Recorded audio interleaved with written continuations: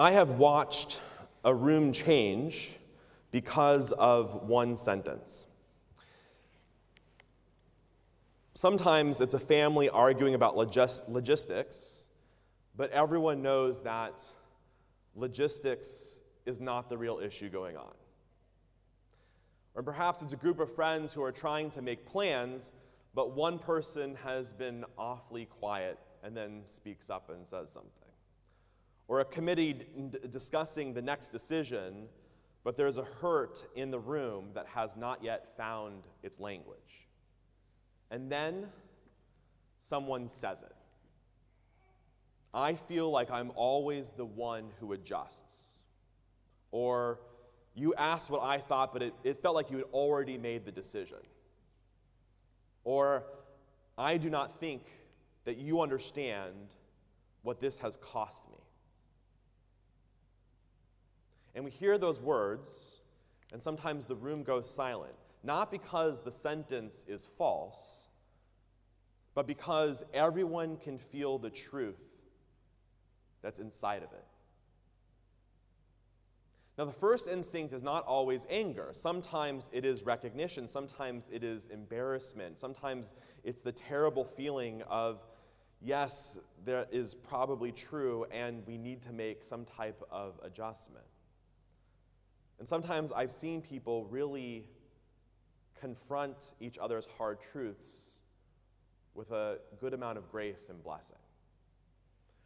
But just as often, I have seen a different reaction, and maybe you've seen that too. Someone in the group looks down. Someone then, folds their arms.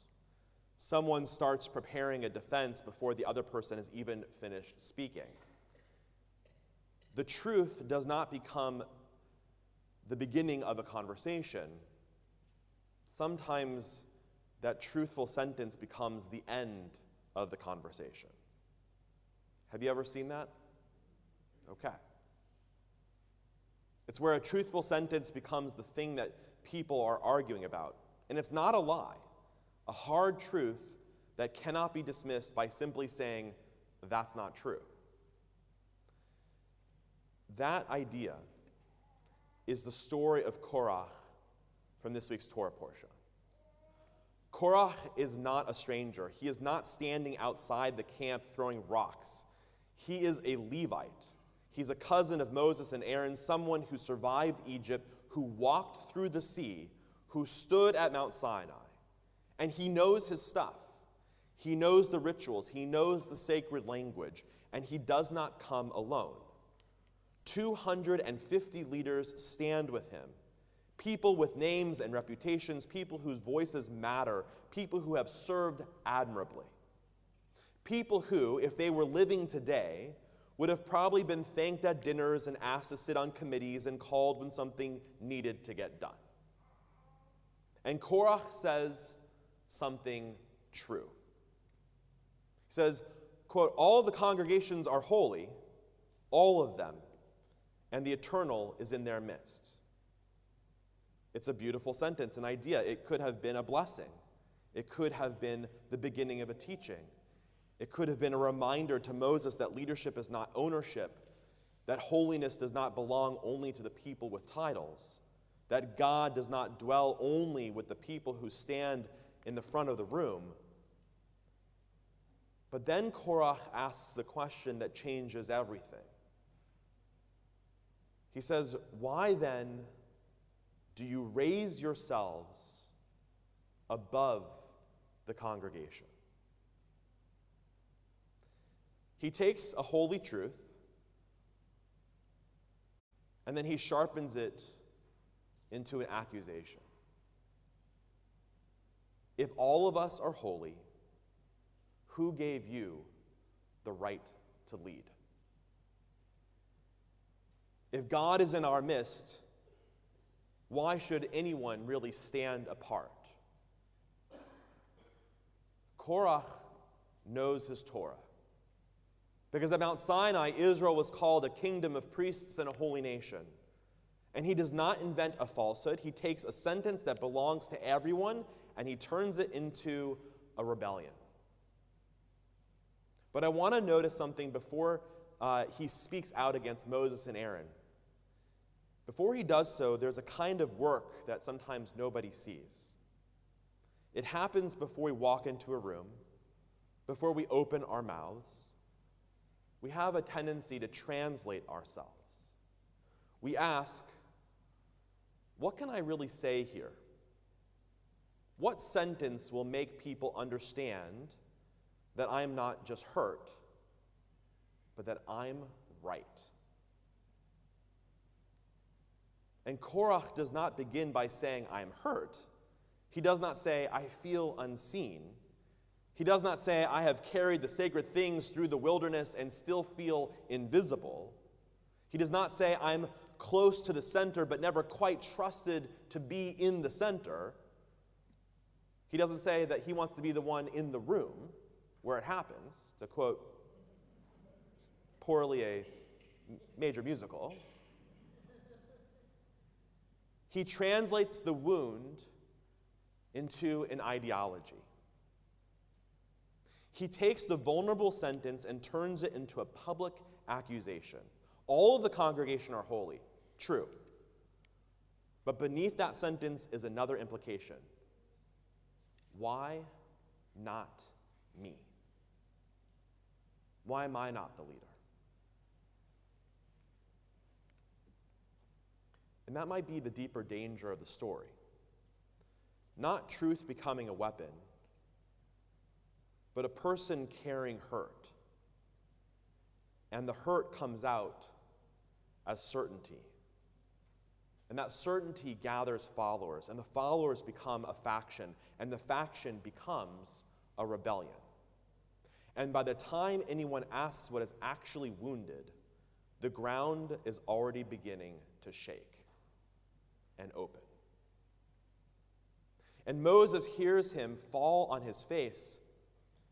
And Moses falls on his face on the ground in the dust, maybe because he hears the truth and the ache in Korach's word, maybe because he knows that leadership often requires enough humility to listen and to learn.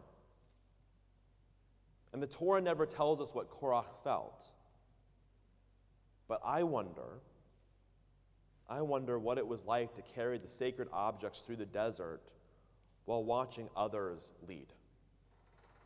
And I wonder what it was like to be close to the center, but never really quite in the center.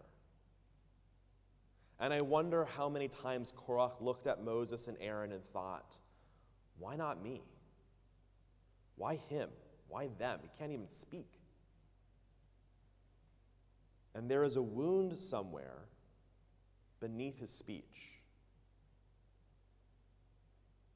Most rebellions begin that way, not always in hatred, but often with hurt, real hurt. Not always with lies, but often with truths that have gone unattended for too long. The wound explains where Korach begins, but it does not justify where Korach ends. And we know this too, because we know how often people enter a room carrying one truth and then speaking another. We know how often pain comes out as contempt.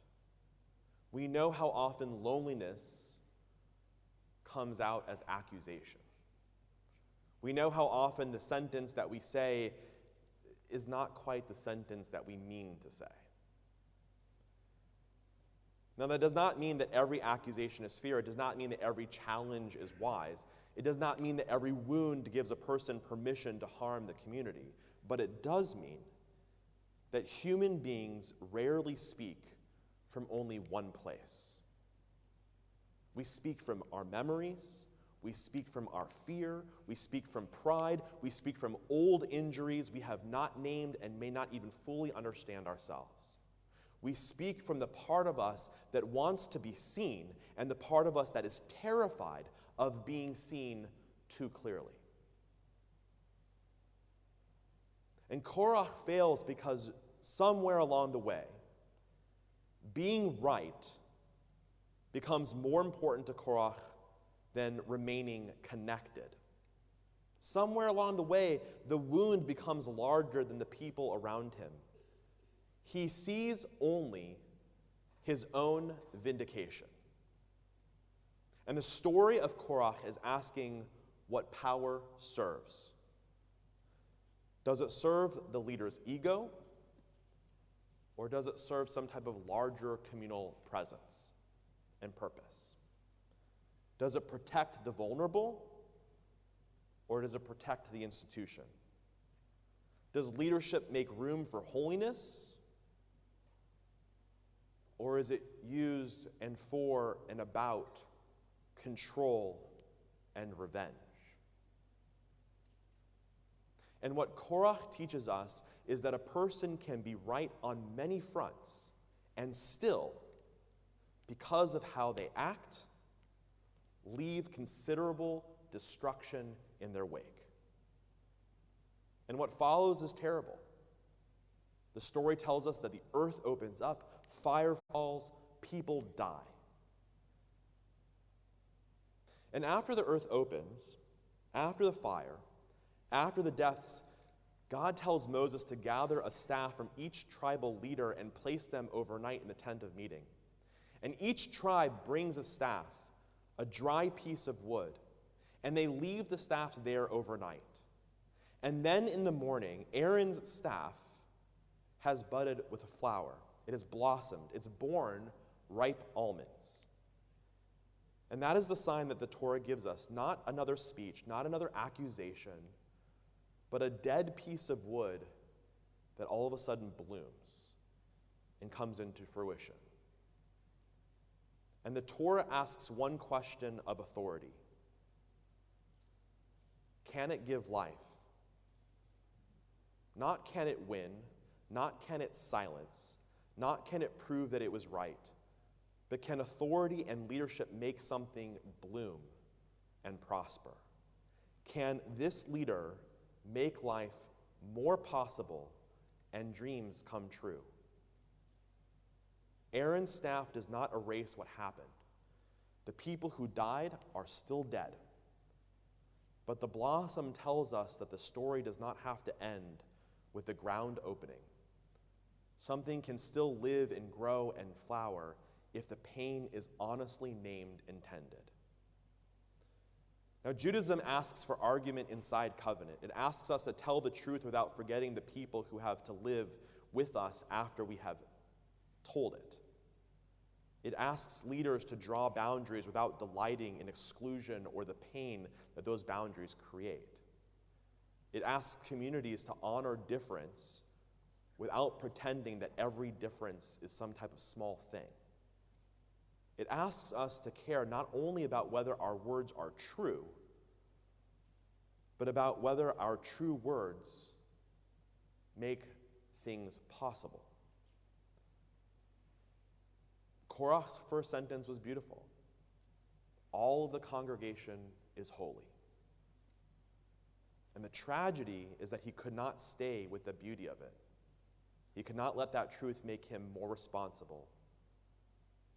And our work is to build rooms where the ground does not have to open up. Rooms where hard truths can be spoken before they become unbridled anger. Rooms where leaders can hear pain without collapsing into defensiveness. Rooms where people can challenge authority without trying to burn the whole house down. Rooms where decisions are made transparently and honestly, and where the people who carry losses are not abandoned. The question is not whether all of us are holy. We are.